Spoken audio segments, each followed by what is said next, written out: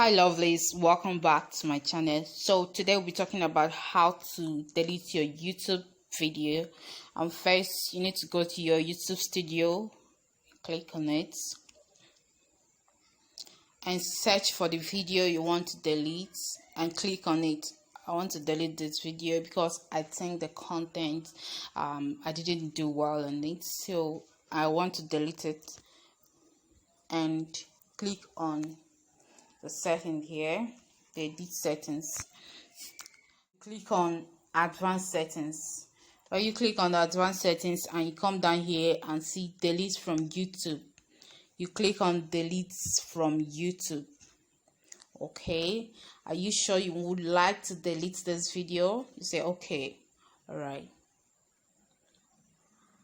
and the video have been deleted.